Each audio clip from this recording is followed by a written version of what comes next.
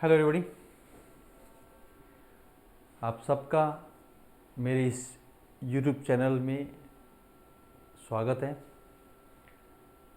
और जैसे कि 2024 के एसएससी के एग्ज़ाम्स आने वाले हैं, तो एसएससी के एग्ज़ाम्स में इंग्लिश एक काफ़ी इम्पॉर्टेंट टॉपिक बन के रहता है। तो आज हम इसमें डिस्कस करेंगे कि इंग्लिश में क्या क्या टॉपिक्स रहते हैं, किस तरीके से ये आते हैं। लेकिन उससे पहले हम थोड़ा सा डिस्कस कर लेते हैं इसके एग्ज़ाम पैटर्न का, ताकि आपको ये सारी चीज़ें समझने में थोड़ी आसानी रहे और आप अकॉर्डिंगली तैयारी करो। ठीक है, तो सबसे पहले हम देखते हैं कि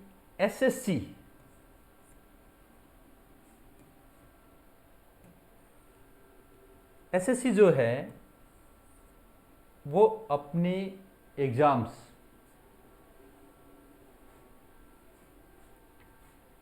चाहे CHSL का एग्ज़ाम हो, चाहे CGL का एग्ज़ाम हो,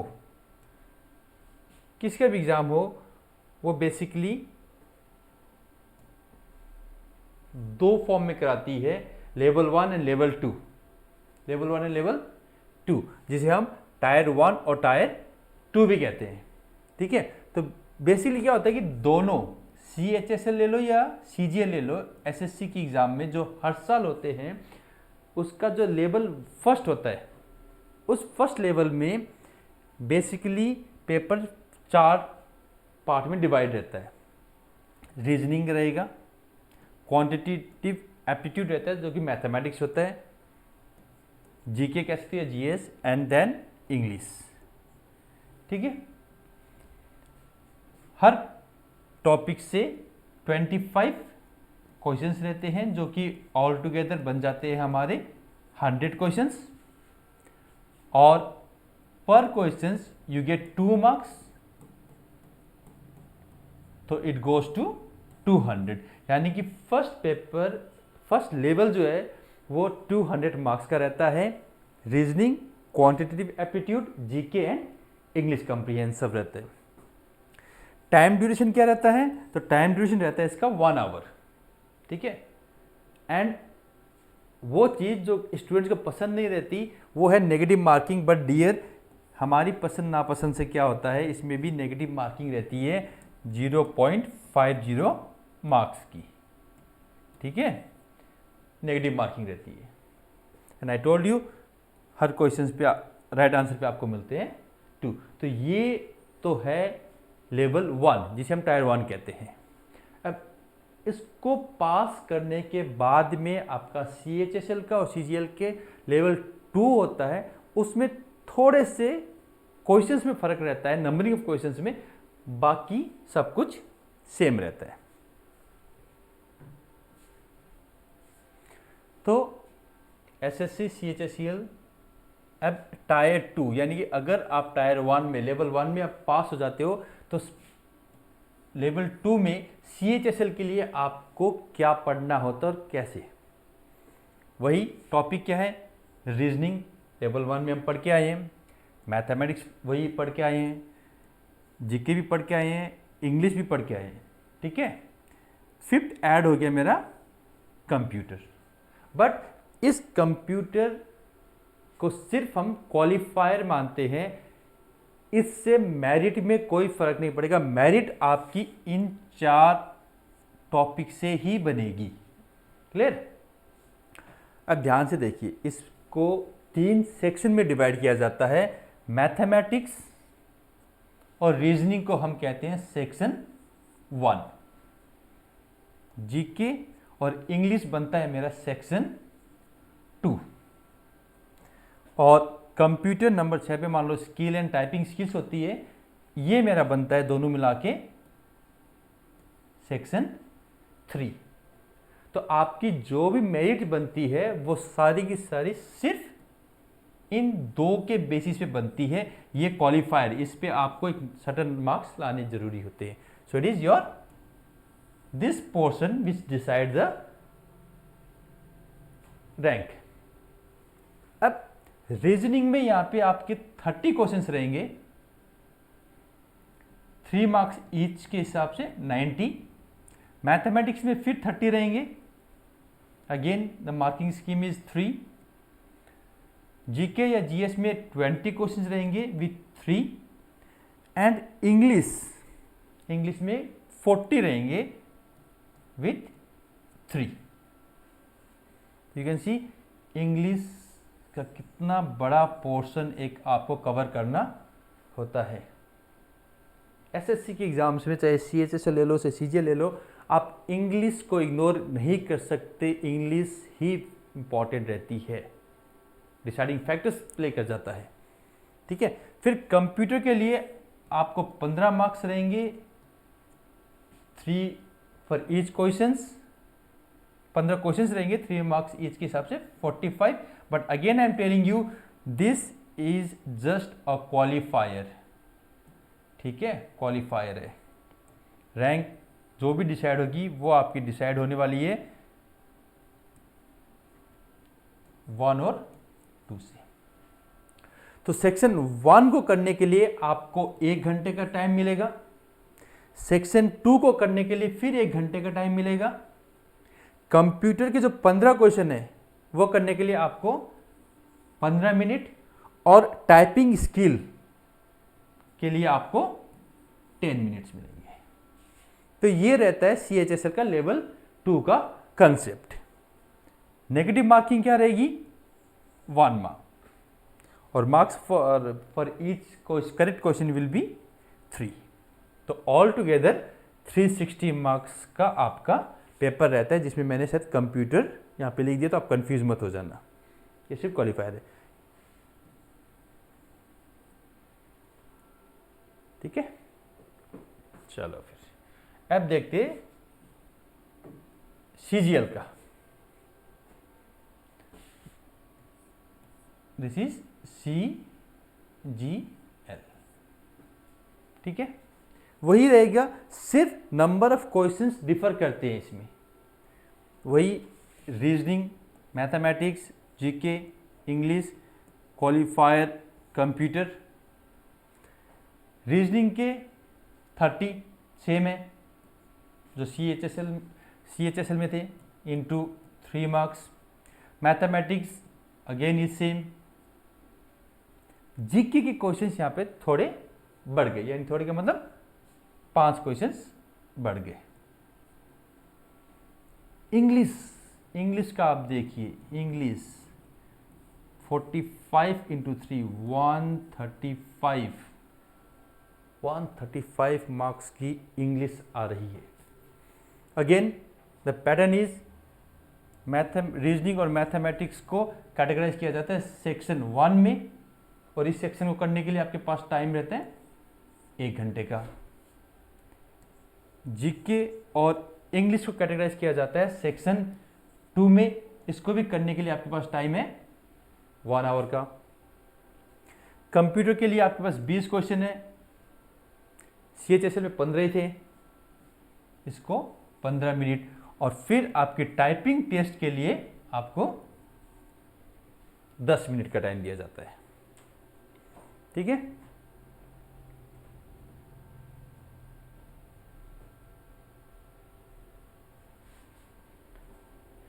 तो ये टोटल 390 का पेपर रहता है। अगेन मार्किंग स्कीम 1 मार्क्स ही नेगेटिव 1 मार्क्स का डिडक्शन रहता है, और करेक्ट आंसर के लिए 3 मार्क्स रहते हैं। तो ये तो है आपका सेक्शन वाइज डिवीजन। बट जो मेन चीज़ हम इसमें डिस्कस करने वाले हैं वो है इंग्लिश, कि मेरी इंग्लिश की एसएससी की सीएचएसएल की क्लासेस लाइव शुरू होने वाली है। तो मैं इससे पहले आपको इंट्रोडक्शन देना चाह रहा था कि इंग्लिश में क्या रहता है। नाउ एसएससी के सीजीएल सीएचएसएल में इंग्लिश क्या रहती है, कैसे रहती है, किन टॉपिक्स को हमें पढ़ना पड़ता है, और क्वेश्चन फ्रेम कैसे रहते हैं, इन सब चीज़ को इस वीडियो में हम डिस्कस करेंगे। क्लियर? तो अगर एसएससी का मैं इंग्लिश सिलेबस की बात करूं, ठीक है, टायर 1 मान लीजिए, लेवल 1 मान लीजिए, लेवल 2 मान लीजिए, सीएचएस और दोनों का। अब इसमें फ़र्क क्या होता है, जब लेवल 2 में जाते हैं टॉपिक्स वही रहेंगे, बस नंबर ऑफ क्वेश्चंस डिफर करते हैं, ठीक है। तो ये जो ब्रेकअप मैंने दिया है ये है अपना टायर 1, दैट इज लेवल 1 का, ठीक है, क्वालिफाइड। तो इसमें बेसिकली क्या होता है, बेसिकली हमें इंग्लिश को 3 कैटेगरी में डिवाइड करके पढ़ना होता है। तो फर्स्ट वन इज वोकेबुलरी, ठीक है, second one is the grammatical portion and the third one is comprehension, ठीक है। वोकेबुलरी यानी आपको वर्ड्स कितने आते हैं, कितनों के मीनिंग आते हैं, एंटीनोम, सिनोनिम्स, विलोम शब्द कितने पता है आपको, होमोनिम्स कितने पता है, इडियम्स एंड फ्रेजल वर्ब्स कितने पता है, ये सारी चीज़ वोकेबुलरी में आ जाती है। और बेसिकली वोकेबुलरी 10 मार्क्स की आ जाती है, ठीक है। फिर आता है हमारा ग्रामर का पोर्शन। ये ग्रामर कितने मार्क्स की आएगी आपके, 8 मार्क्स। फिर रहेगा कॉम्प्रीहेंशन। कॉम्प्रीहेंशन में आपकी रीडिंग स्किल्स देखी जाती है कि आप कितने जल्दी पढ़ के चीज़ों को सॉर्ट आउट करते हो या कितने जल्दी पढ़ के आप उसका आंसर दे सकते हो, ठीक है। तो 7 मार्क्स की, तो इट गोज टू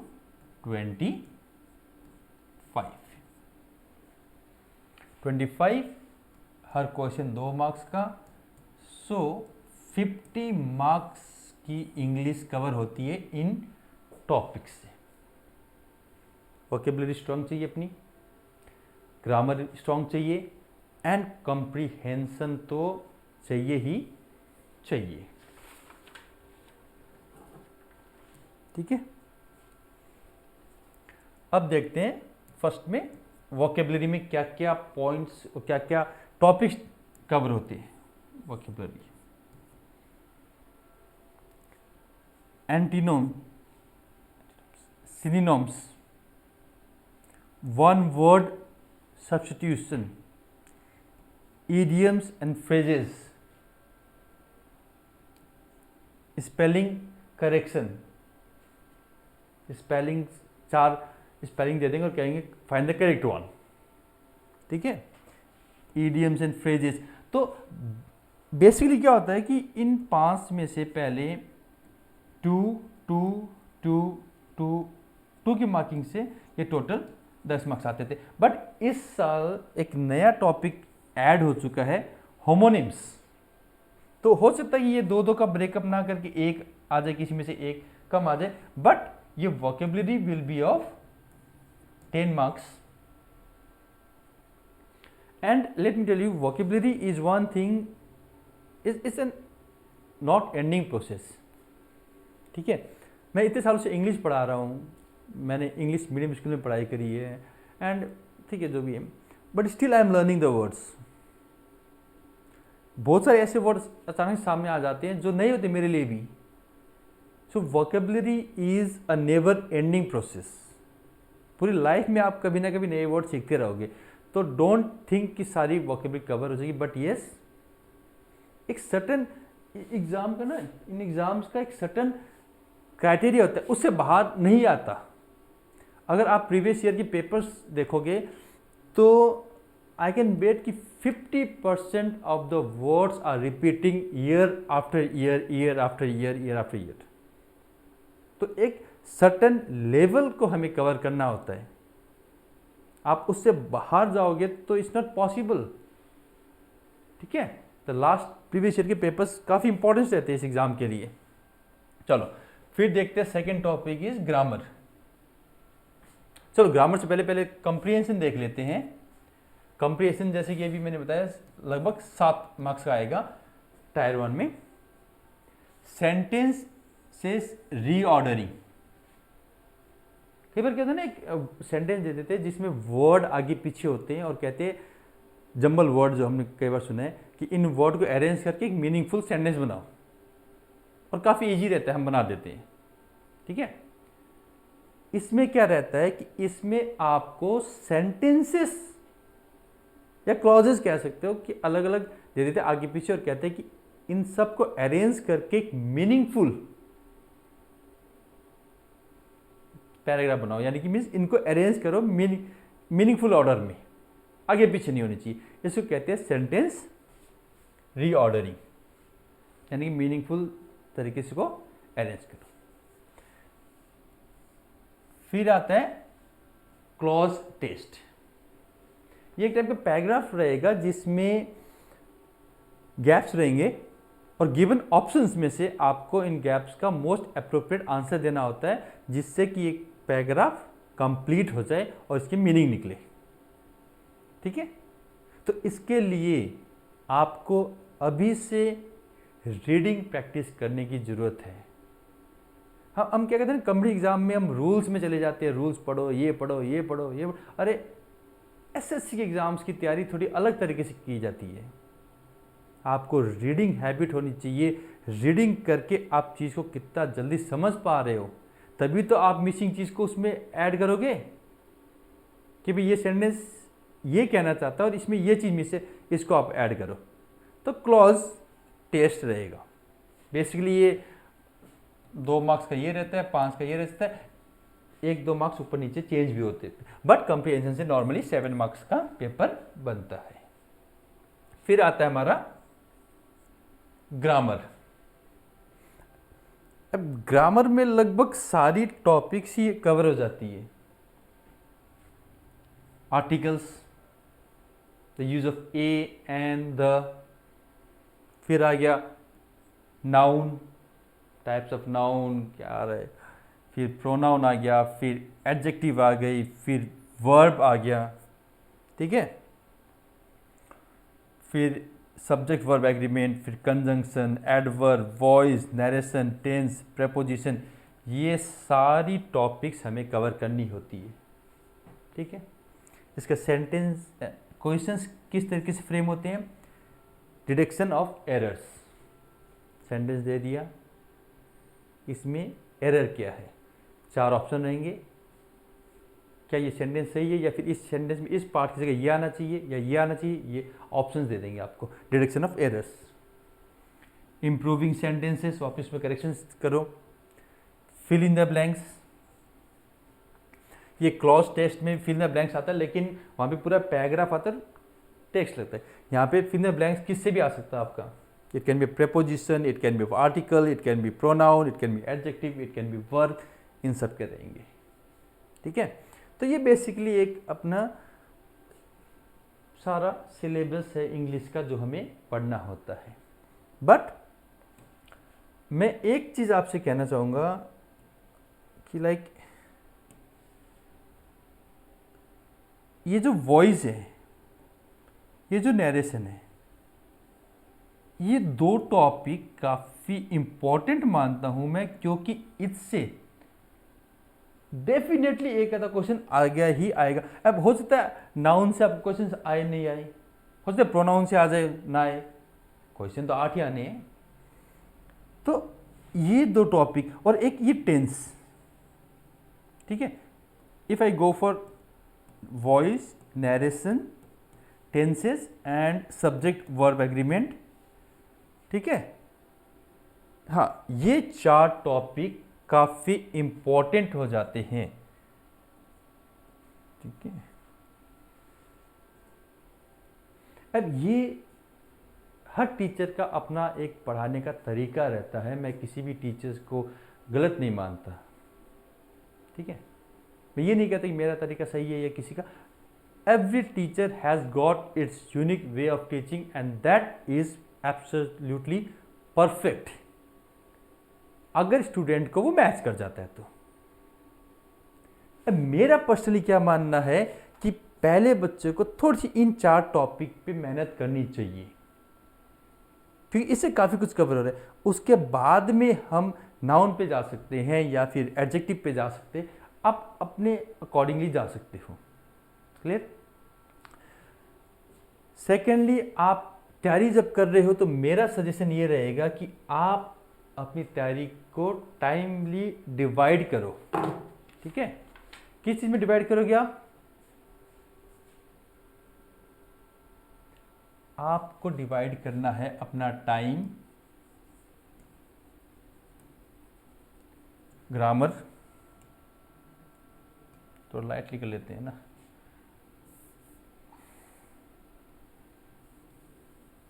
ठीक है।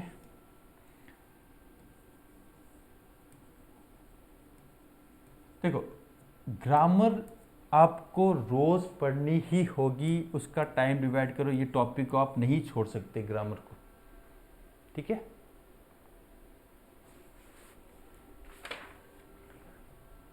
कि काफ़ी टॉपिक्स है, आप रोज़ रूटीन से इसको लो, लेकिन इसके साथ साथ आप एक चीज़ करो, reading. Reading is very very important in exam, क्योंकि जब कॉम्प्रिहेंशन पार्ट आएगा तो आपकी रीडिंग अगर अच्छी है तो आप उसको जल्दी पढ़ पाओगे, जल्दी पढ़ोगे तो आप उसको जल्दी समझोगे, ठीक है। तो रीडिंग आपको रोज़ करनी चाहिए। आप इंग्लिश के पैराग्राफ्स रीड कीजिए, उसको समझने की कोशिश कीजिए। Reading is very important. And reading से क्या होगा, आपकी स्पीड बढ़ेगी समझने की, आपकी वोकेबलरी बढ़ेगी, that is very important, vocabulary बढ़ेगी। And the third one is vocabulary itself. You see 10 marks vocabulary से आ रहे हैं, बट मैं इसको 10 से भी ज़्यादा मानता हूं, क्योंकि कंप्रीहेंशन को सॉर्ट आउट करने के लिए भी आपको वोकेबलरी की ही जरूरत पड़ेगी, ठीक है।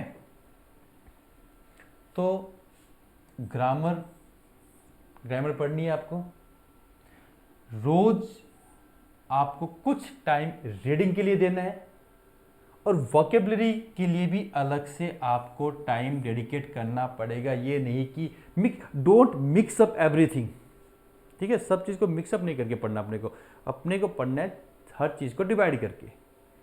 भाई मैंने ग्रामर के लिए इतना टाइम डेडिकेट करके मैं ग्रामर टॉपिक रोज़ करनी है, फिर मेरे को रीडिंग भी रोज़ करनी है, और वोकेबलरी का भी मैंने एक टाइम फिक्स कर सका जिसमें मैं वोकेबलरी पढ़ूंगा। इस तरीके से आप करोगे तो डेफिनेटली आप ये एग्ज़ाम क्रैक कर सकते हो। देखो सीट कितनी भी है 24 में कोई फर्क नहीं पड़ता, लेकिन आपकी मेहनत डिसाइड करेगी, आपकी एक सीट वहाँ रिजर्व है या नहीं, मेहनत डिसाइड करेगी। मेहनत का फल हमेशा मिलता है। तो सारा कुछ मैंने आपको समझाया, क्या पढ़ना है, कैसे पढ़ना है, और फिर मेरी आगे वाली क्लासेस हर एक टॉपिक को डिटेल्ड में डिस्कस करेगी। मेरे इस चैनल को आप सब्सक्राइब करके subject verb agreement complete free of cost सारी क्लासेस मेरे यूट्यूब चैनल पे है।